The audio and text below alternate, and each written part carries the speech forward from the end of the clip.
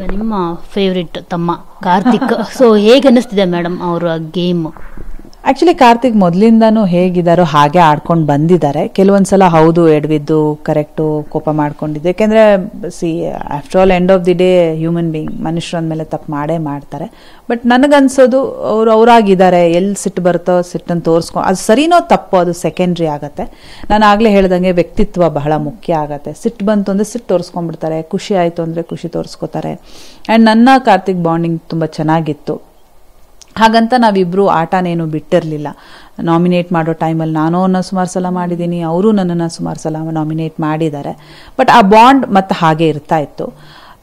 Karthik from beginning ಹಾಗೆ ಇದ್ದಾರೆ ಅಂತಾನೆ ಅನ್ಸುತ್ತೆ ನನಗೆ. ಎಲ್ಲೂ ಚೇಂಜ್ ಆದರೂ ಅಥವಾ ಗೇಮ್ಗೋಸ್ಕರ ಅಂತಲ್ಲ, ಟಾಸ್ಕ್ ಅಂತ ಬಂದಾಗ ಸ್ಟ್ರಾಟಜೀಸ್ ಚೆನ್ನಾಗಿ ಯೂಸ್ ಮಾಡ್ತಾರೆ. ಸ್ಟ್ರಾಟಜಿ ಯೂಸ್ ಮಾಡಿಕೊಂಡು ವಿನ್ ಆಗೋದಕ್ಕೆ ಏನೇನು ಮಾಡಬಹುದು ಅನ್ನೋದೆಲ್ಲ. And as a good contender. And of course ನನ್ನ ತಮ್ಮಯ್ಯ ಅಲ್ವಾ, ಹಾಗಾಗಿ ಒಂದು ಸಾಫ್ಟ್ ಕಾರ್ನರ್ ಅವ್ರ ಬಗ್ಗೆ ಇದ್ದೇ ಇರತ್ತೆ. So is been the same.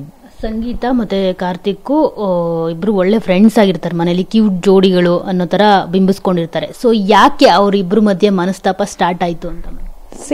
Initially ನಾನು ಹೇಳಿದ್ದೆ ಅವ್ರಿಗೆ, ಎಲ್ಲೋ ಒಂದ್ ಕಡೆ ನೀವು ಇನ್ಫ್ಲೂಯೆನ್ಸ್ ಆಗ್ತಿದ್ದೀರಾ ಅಂತ ಅನಿಸ್ತಾ ಇದೆ, ನಿಮ್ಮ ಒಪಿನಿಯನ್ಸ್ ಬರ್ತಾ ಇಲ್ಲ ಅಂತ ಅನ್ನಿಸ್ತಾ ಇದೆ. ನೋಡೋರಿಗೆ ಅದು ರಿಯಲ್ ಅಲ್ಲದೆ ಇರಬಹುದು, ನಿಜ ಇಲ್ಲದೆ ಇರಬಹುದು, ಬಟ್ ನಮ್ಗೆ ಇಲ್ಲಿಂದ ನೋಡುವಾಗ ನಮ್ಗೆ ಹಾಗೆ ಕಾಣಿಸ್ತಾ ಇದೆ. You are very good friends, no doubt. But ಆಟ ಅಂತ ಬಂದಾಗ ಇಂಡಿವಿಜುವಲ್ ಆಗಿ ನಿಮ್ಮ ಆಟ ನಿಮ್ಮ ಸ್ಟ್ಯಾಂಡ್ ನೀವು ತಗೊಳ್ಳಿ, ಔಟ್ ಸ್ಟ್ಯಾಂಡ್ ಅವ್ರು ತಗೊಳ್ಳಿ ಅಂತ ಹೇಳಿದ್ದೆ. ಅದನ್ನ ಅವರು ಆಮೇಲೆ ಫಾಲೋ ಮಾಡ್ಕೊಂಡು ಬಂದರು.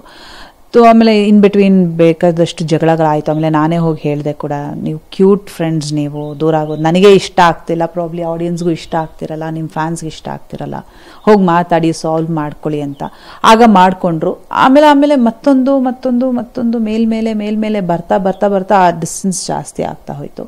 ಆ್ಯಂಡ್ ಎಲ್ಲೋ ಒಂದು ಕಡೆ ಕಾರ್ತಿಕ್ ಸಂಗೀತ ಇದ್ರೇನೆ ಆಟ ಅನ್ನೋದು ಎಲ್ಲಿ ಬಂತೋ ಅವಾಗ ಅವ್ರಿಗೆ ಅನ್ನಿಸ್ಬಿಡ್ತು, ಯಾಕೆ ನಾನು ಆಡ್ತಾ ಇಲ್ವಾ, let me come out of it ಅಂತ ಬಂದಿರಬಹುದು. ಅದಕ್ಕೆ ಅವರಿಬ್ರು ಹೊರಗಡೆ ಬಂದು ಇಂಡಿವಿಜುವಲ್ ಆಗಿ ಅವರೇ ಬೇರೆ ಎತ್ಕೊಂಡು ಇವರೇ ಬೇರೆ ಎತ್ಕೊಂಡು ಈಗ ಆಟ ಆಡ್ತಾ ಇದ್ದಾರೆ.